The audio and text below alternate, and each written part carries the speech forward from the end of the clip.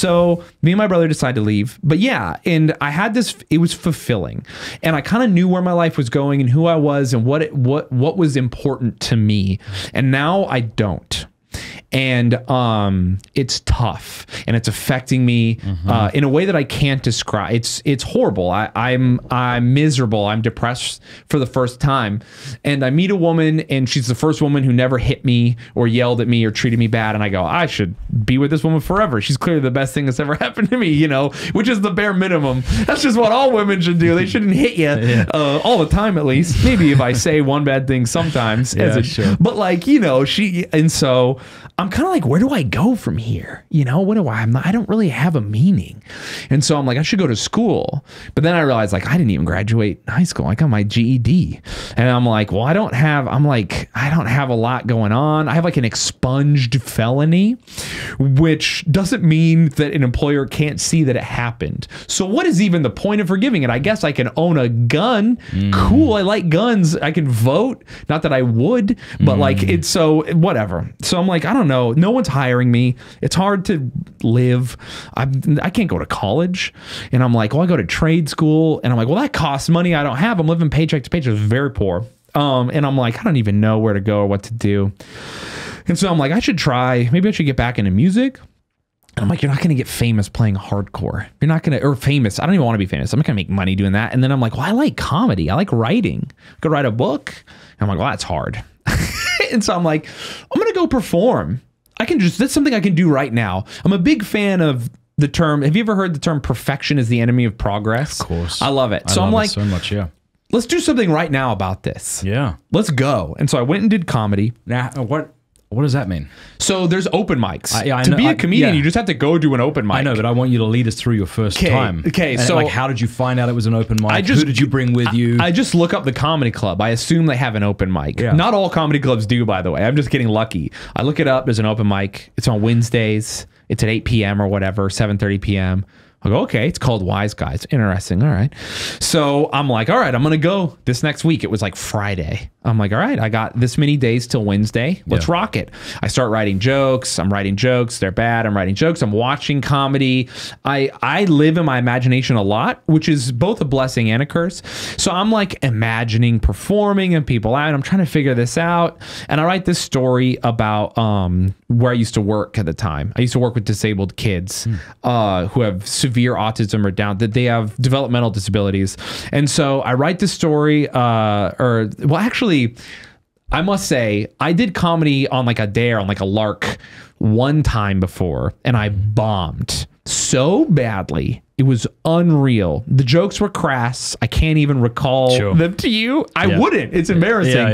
And then I was like, this was at a stand-up. This was at a stand-up place. This is like 5 years open before. mic. This is during the time of my life when I was all feeling good. I had fulfillment. Where presumably people are a lot more kind of kind and generous to new people doing open mic, right? No, they're not. They're the worst. But is that usually the case? I don't know. Yes. Oh, it is? Yeah. Oh, that's unfortunate. Yeah. Comedy is hazing central. I think it's less so now. Yeah. But 8 years ago, it was terrible. So I go, no one laughs. I get made fun of, and I left. But it was fine. Made fun of on stage? Yeah. So the host came up after me and was like, wow, that was wild. That guy was terrible. Check him out. His next show will be, I think he said, at a Pennywise mosh pit.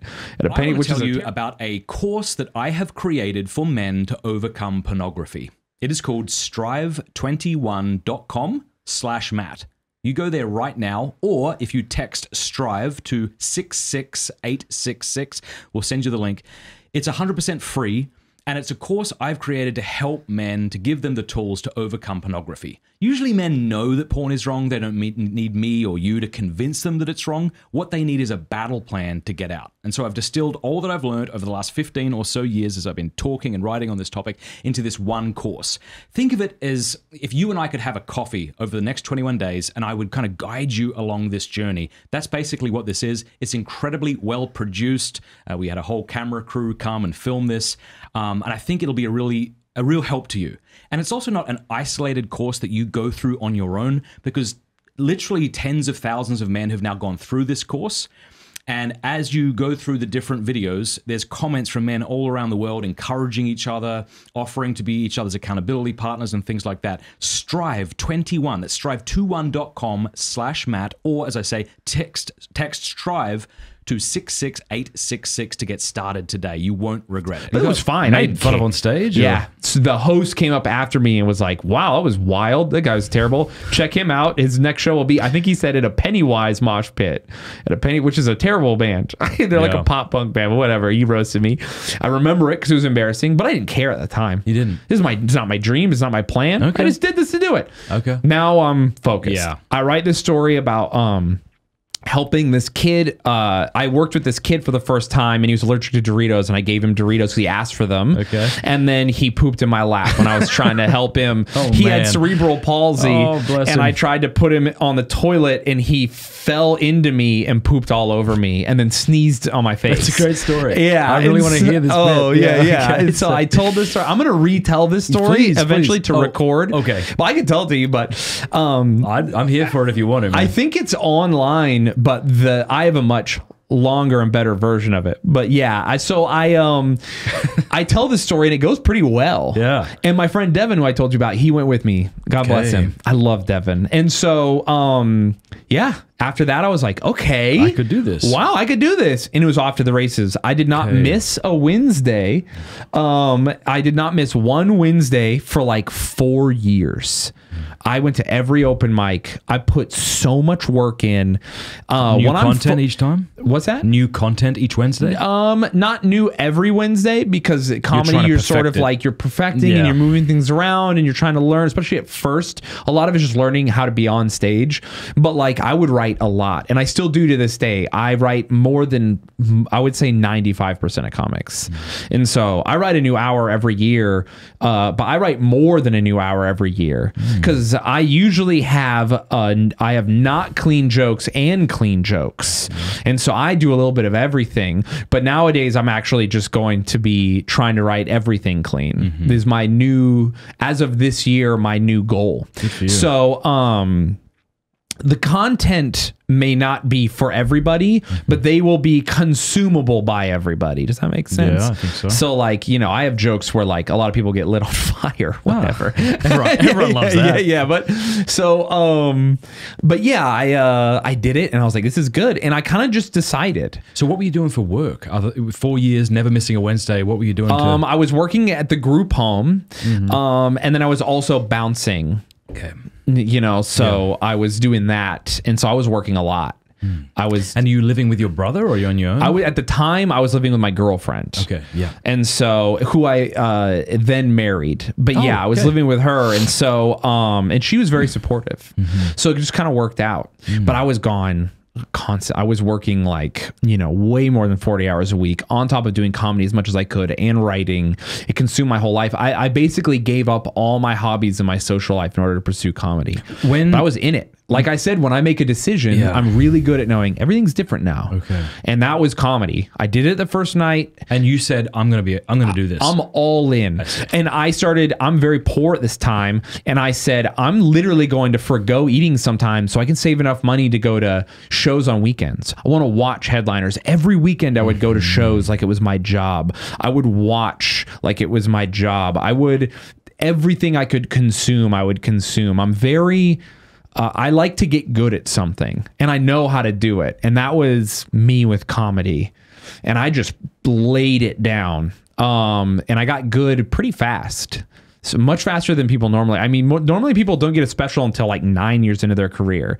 I got my first special almost close to 4 years in.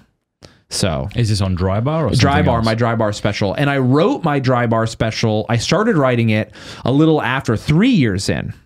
So... that's crazy. Yeah. Like, I think most comics would hear that and be mad at me. They'd be like, you don't deserve it. You didn't pay your dues and stuff. And I kind of didn't.